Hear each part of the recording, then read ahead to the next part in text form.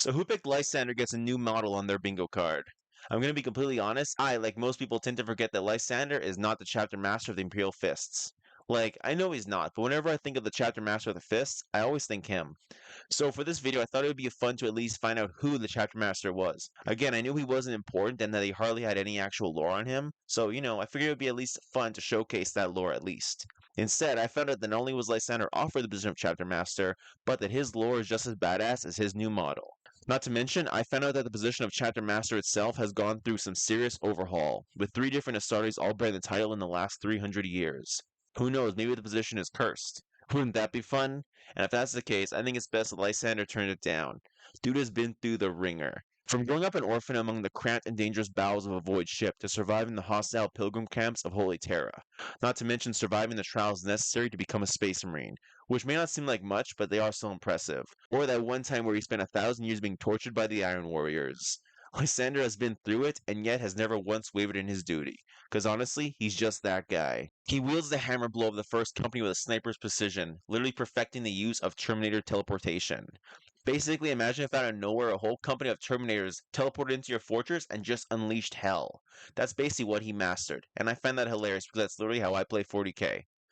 I'm not saying most people don't have an answer to 30 Terminators teleporting to their backline, but when it happens, you know they're going to start to get a little concerned. Now, all that to say, does this model really fit Lysander's lore and do his character justice? Hell fucking yes. Lysander's Thunderhammer, the Fist of Dorn, was at least in 9th edition, a weapon that gave you a 3 times strength multiplier. Every other weapon in game at the time only gave you as high as a 2 times multiplier. And, funny thing is, in lore, this weapon wasn't even originally his. It belonged to the former captain of the first company and his close personal friend. It was only fitting that after avenging his friend and slaying the traitor forces that killed him, that he was offered his brother's former position. You see, that's actually how he became the captain of the first company, the first time.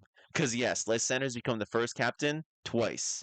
You see, after his 1,000 years of torture, Lysander would return to his chapter, and despite proving himself free of corruption, he was placed in charge of the Fifth Company, as many still doubted his loyalty.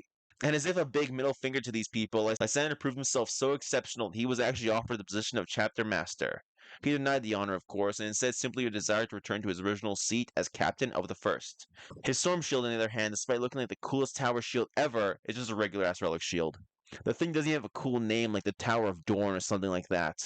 Regardless, I still think this model is one of the coolest things GW has released, and I can't see this model needing any improvements. But I can see a lot of potential to kit bash this guy into an epic homebrew character for your chapter. I know I personally want to clip the top of his Thunder Hammer off and throw a power sword on that thing to create a really awesome champion in Terminator armor.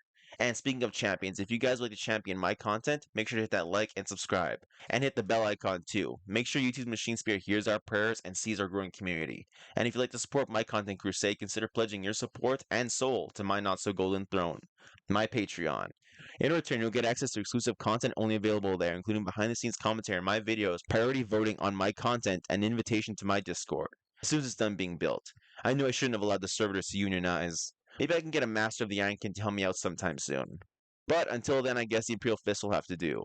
So let's cover the contents of the Combat Patrol and see if Lysander isn't the only model I'll be buying.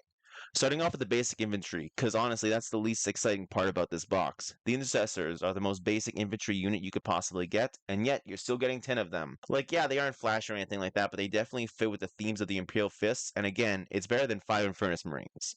And speaking of the original Space Marine Combat Patrol, this box also comes with a 5-man squad of Terminators, which if my statement earlier wasn't obvious enough, I fucking love Terminator units. And one of these guys comes with a mounted rocket battery, that's cracked and I love it. But you know what I would love more than the Terminator units? Boobs. And also kit bashing models. The Company Heroes set, alongside coming with 5 really awesome models, also comes with their own share of upgrade bits. Basically, this box comes with its own extra upgrade sprue that you can use to further kit out your models into veteran elites. I really love this box, and the only reason why I haven't bought it myself yet is because the price is ridiculous. But now that it got included in a value box, you bet your ass it's being added to my list. And before anyone raises a peeve about how this box isn't actually that much of a discount or whatever BS you might want to say, I don't care. I have positive feelings towards this box, and, like Dorn, I am unmoving in my opinion. But what do you guys think? Are you guys as hyped about these releases as I am? What are you guys' thoughts on Lysander? Have I, maybe not redeemed him, but done him justice in your eyes? I know I've definitely grown on him since I've learned about him. And what about the box? Will you guys be buying this Combat Patrol? Is there any other Warhammer reveals you'd like to see me cover next? And of course, leave all that in the comment section below. But with all that out of the way, I've got nothing else to say. Bye!